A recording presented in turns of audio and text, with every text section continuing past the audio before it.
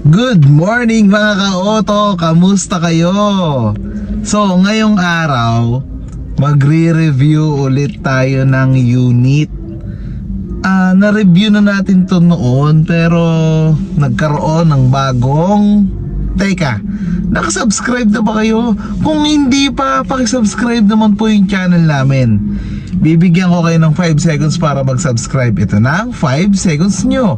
1, 2, 3, 4, 5. Pakisubscribe naman po yung channel namin at samahan nyo kami ngayong araw. Magre-review tayo ng isang Toyota unit. Isang napakagandang Toyota unit. Samahan nyo kami. Simulan natin yung video na yan after ng intro na to.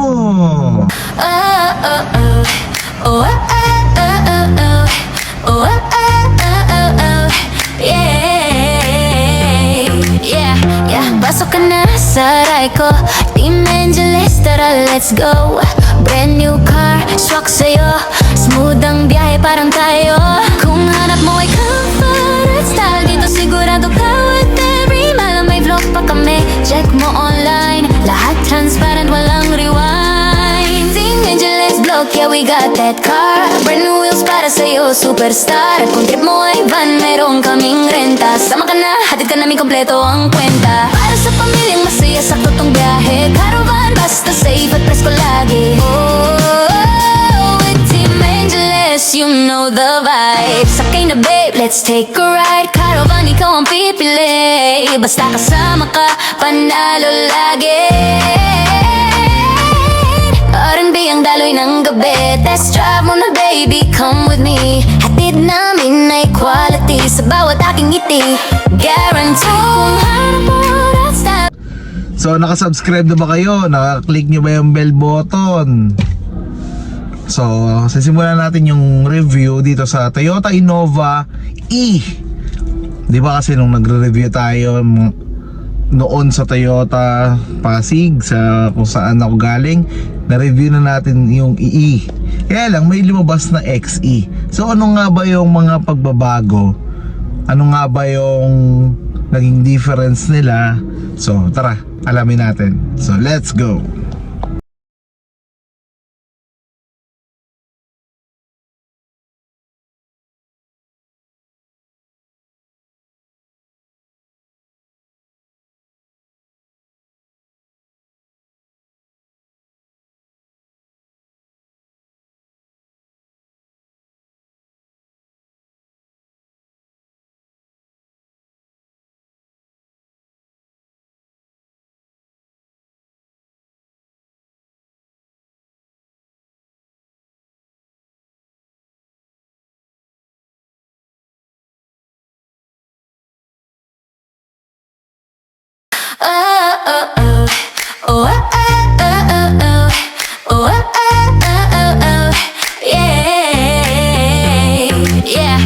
Pasok ka na sa ride ko, Team Angeles, tara let's go. Brand new car, swak sa'yo, smooth ang biyahe parang tayo. Kung hanap mo ay comfort at style, dito sigurado ka with every mile. May vlog pa kami, check mo online, lahat transparent, walang rewind. Team Angeles vlog, yeah we got that car. Brand new wheels para sa'yo, superstar. At kung trip mo ay van, meron kaming renta. Sama ka na, hatid ka namin kompleto ang kwenta. Para sa pamilyang masaya, sakto tong biyahe. Caravan, basta safe at presko. So yun, ito yung gulong natin. Ang gulong ng Innova ay 205/65 R16. Tapos yung mags niya 16 inch yan, 5 holes yan. So sa ilaw naman tayo mga ka-auto, halogen yung headlight niya, halogen yung headlight. Then yung fog light, ayan, halogen din siya. So ito yung mukha ng Innova natin. Puntahan natin yung makina mga ka-auto. So ganito kalaki ang makina ng Innova. 2.8 yung engine nito. 4-cylinder inline, 16 valve, double overhead camshaft. Ang eksaktong displacement nito mga ka-auto is 2,755cc. Meron na tong maximum output na 174 horsepower at 3,400 RPM. Meron na rin tong maximum torque na 360 Nm at 1,200 to 3,400 RPM. 6-speed automatic yung Innova E natin. Yun, di ba? Ang kagandahan pa, direct injection na to, common rail, yung Toyota Innova natin. Puntahan natin yung loob. Tara, baba ko lang to. So ayun, nakita na natin ng makina. Punta naman tayo sa loob ng Innova. So yun, ang legroom nito mga ka-auto, ito, convenient talaga. Ito naman yung room height. So ayan, napaka-convenient niyan. Isang dangkal yan mga ka-auto, di ba? Tapos meron na rin tong 3 airbags. Isa sa passenger, isa sa driver, at isa sa tuhod ng driver. So puntahan naman natin yung upuan sa likod. Tignan natin kung gaano nga ba ito kaluwag. Let's go.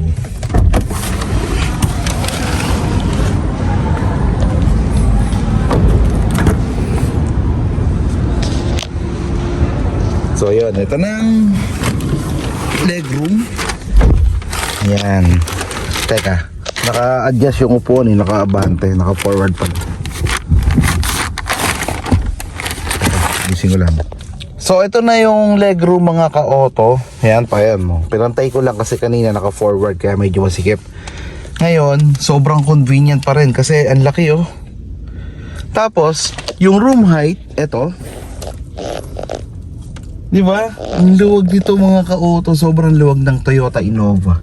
Kahit anong variant, so pare-paras lang naman po. Then yung upuan natin dito ay fabric yung material na ginamit.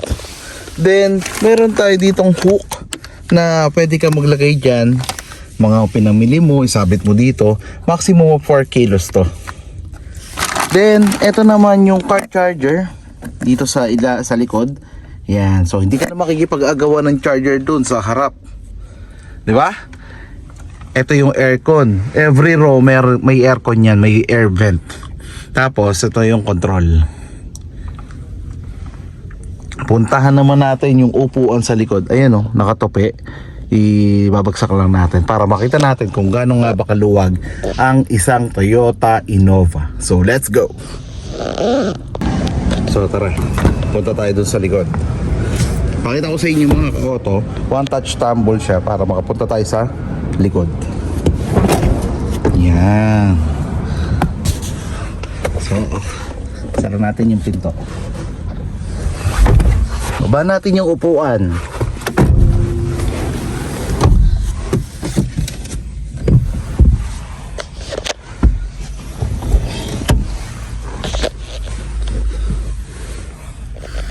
Yan, mga ka-auto, ito yung legroom. Di ba, may ganyan pa. Tapos, ito naman yung room height dito sa likod. O, di ba? Kasi laki ko, pero kasya dito sa Toyota Innova. Di ba? Kaya maraming nagsasabi na mas maluwag daw ang Innova kaysa sa Fortuner. Totoo naman yun kasi yung tatlo ko kasya pa dito. Sa Fortuner kasi parang dalawa na medyo payat na lang. Eh ako, laki ko. Mataba ako. Tapos yung height ko parang 5'10 na. Di ba? Tapos ito yung air vent. Yan. Tapos, ito naman yung mga grip assist natin. 1, 2, wala sa driver. 3, 4, 5. Grip assist sa likod. Lagay ng tubig, ito. Yan. Sakayan. So, di ba? Convenient mga ka-auto. Puntahan naman natin yung likod. Let's go. Ayan o. Na-forward na natin yung upuan. So, puntahan naman natin yung likod. So, dito naman tayo sa likod mga ka-auto. Ito, shark fin antenna. Tapos, integrated spoiler with high mount stop lamp. Then, meron tayong backup camera. Yan. Pero wala tayong backup sensor sa Toyota Innova E. backup camera lang. Then ito yung luggage, ayan, malaki pa. So lahat ng sandalan nyo or upuan nyo ay may headrest, di ba? Ngayon eto, lagayan nyo dito, lagayan nyo ng headrest dito. Kung ayaw mag headrest, yan, pwede yan dyan. At the same time, lagayan din nyo ng toolset. Pakita ko sa inyo, wait lang. So mga ito, mga ka-auto, lagayan siya ng toolset. Pihitin lang natin. Ay, hindi pa. Ayun, no? Ayan, nandyan yung jack. Ay, nasa yung jack? Yan nilalagay yung jack. Baka kasi, okay, tama. Kinukuha tong mga toolset, tapos nilalagay muna sa releasing. Bago i-release, saka nilalagay sa unit. So, ayan, dyan nilalagay yun. Yung jack. Diba? Yan. So, paano nga ba natin ipapark ang isang Toyota Innova? Di ba? Napakaangas itong Innova na to. Actually, lahat ng Innova maangas. Kahit yung J. Innova yan. Toyota Innova yan. So yun mga ka-auto, yung overall length nito is 4,735mm. Yung overall width is 1,830mm. Yung overall height is 1,795mm. At yung wheelbase, di ba? Tapos yung ground clearance mga ka-auto, ang taas, grabe. So puntahan naman natin ang paborito ng lahat. Ang paborito ko, syempre, ang driver's side. Sa model na to mga ka-auto, sa E ay hindi pa siya smart entry. So disusi pa rin.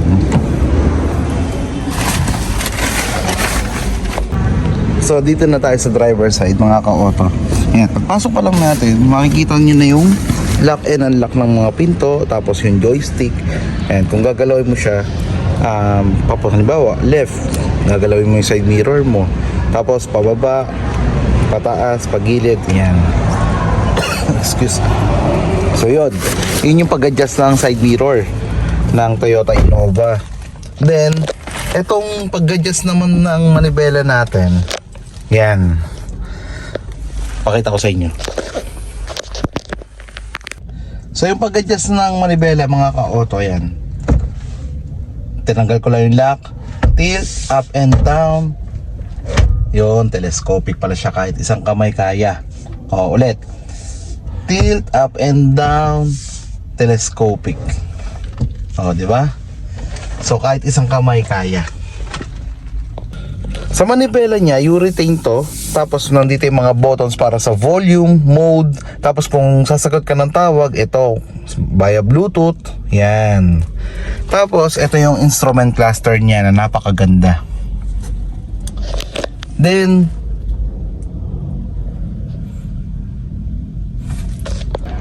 ito naman yung infotainment natin, 4.2. Then meron na tong voice command, Bluetooth, AM, FM. Yan, pero wala pang Apple CarPlay si Innova.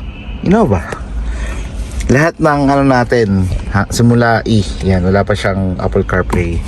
Then meron tayo dito para sa rear defogger, ito, yan. Then eco mode, power mode, traction control. May mga option tayo dyan kung gusto nyo ng eco mode, power mode, yan. Ito lagayan ng coins, ito pala coins, tapos mga lisensya, yan. Ito car charger, yan, gear shift gear, ito regular handbrake, water bottle, lagayan ng water bottle, at may malaking center console, ayan, no. Di ba? Tapos ito yung glow box natin. Yan. Dito naman lagayan ng mga tubig na pwede mong palamigin pero hindi siya magigelo. I-maintain niya lang yung lamig. Halimbawa, bumili kayo sa 7-Eleven ng tubig, gusto niyo malamig pa rin, may air vent dito para mas malamig pa rin yung tubig yan nyo. Di ba? So yun mga ka-auto, naikutan na natin yung makina, yung dimension, yung upuan sa likod, yung infotainment. Punta naman tayo sa presyo. Ang presyo nito mga ka-auto is 1,535,000. Siyempre kung cash ang gusto nyo, may discount tayo around 100. Kung financing naman, magda-down lang kayo ng 100 din. Then yung monthly nyo for 5 years nasa 30,000. Yun, mga ganon, 29 to 30,000 lang, diba? Ang tipid kaya ng Innova mga ka-auto. Sakto to dahil kahit nagmamahal yung gasolina natin ngayon sa panahon ngayon, sobrang tipid naman ng Innova at ang lakas ng power ng Innova, diba? Comment nyo naman below mga ka-auto kung gaano nga ba kalakas ang isang Toyota Innova. At puntahan natin ng mga safety features na meron ng Toyota Innova E. Meron na tong vehicle stability control, hill start assist, then 3 airbags, yun nga sa driver, sa passenger at sa tuhod ng driver. Tapos meron na tong camera. So yun mga ka-auto, isa na naman pong review edition ang na-review natin ngayong araw, ang na-vlog natin ngayong araw. So samahan nyo kami sa mga susunod pang video, sa mga susunod pang vlog. Ayun. So hanggang dito na lamang mga ka-auto. Mag-ingat po tayong lahat. God bless po sa ating lahat. Bye!